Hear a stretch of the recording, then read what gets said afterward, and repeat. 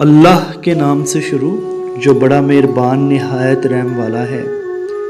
بابا جی، کل میری گھر میں افطاری ہے، لگ بھگ 100 لوگ ہوں گے۔ مجھے سموسے اور پکوڑے چاہیے، کتنے پیسے دے جاؤں؟ میں نے بابا جی سے پوچھا۔ بابا جی نے سوالیہ نظروں سے مجھے دیکھا اور مسکرائے۔ کتنے پیسے دے سکتے ہو؟ مجھے ایسے لگا جیسے بابا جی نے میری توہین کی ہے۔ مجھے ایک عرصے سے جانتے تھے وہ۔ یہ سوال بے محل اور تضحیک تھا۔ میں نے اصل قیمت سے زیادہ پیسے نکالے اور بابا جی کے سامنے رکھ دیے۔ بابا جی نے پیسے اٹھائے اور مجھے واپس دیتے ہوئے کہا، وہ سامنے سڑک کے اس پار بوڑھی عورت کو دے دو، کل آ کر مجھ سے پکوڑے لے جانا۔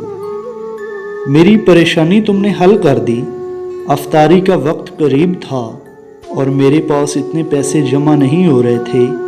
اب بیچاری چند دن سحری اور افطاری کی فکر سے آزاد ہو جائے گی۔ میرے جسم میں ٹھنڈی لہر دوڑ گئی۔ وہ کون ہے آپ کی؟ میرے منہ سے بے اختیار یہ سوال نکلا۔ بابا جی تپ گئے۔ وہ میری ماں ہے، بہن ہے، بیٹی ہے۔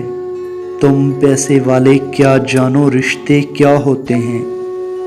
جنہیں انسانیت کی پہچان نہیں رہی وہ رشتوں کا بھرم کیا جانیں گے؟ پچھلے 3 گھنٹے سے کھڑی ہے، نہ مانگ رہی ہے اور نہ کوئی دے رہا ہے۔ تم لوگ بھوکا رہنے کو روزہ سمجھتے ہو اور پیٹ بھرے رشتہ داروں کو افطار کروا کر سمجھتے ہو ثواب کما لیا۔ اگر روزہ رکھ کر بھی احساس نہیں جاگا تو یہ روزہ نہیں، صرف بھوک ہے، بھوک۔ میں بوجھل قدموں سے اس بڑھیا کی جانب گامزن تھا اور سوچ رہا تھا، اپنے ایمان کا وزن کر رہا تھا۔ یہ میرے ہاتھ میں پیسے میرے نہ تھے، بابا جی کے تھے۔ میرے پیسے تو رشتوں کو استوار کر رہے تھے، تعلق نبھا رہے تھے، معاشرے میں میرا مرتبہ بڑھا رہے تھے، مجھے دوستوں اور برادری میں ممتاز کر رہے تھے، اور یہاں میرے ہاتھوں سے بابا جی کے پیسے رب کی رضا حاصل کرنے جا رہے تھے۔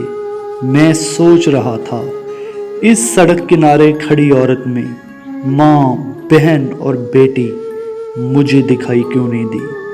کاش میں بھی بابا جی کی آنکھ سے دیکھتا۔ کاش ہر صاحب ثروت رب کی رضا کو اپنے معاشرتی مرتبے پر مقدم سمجھے۔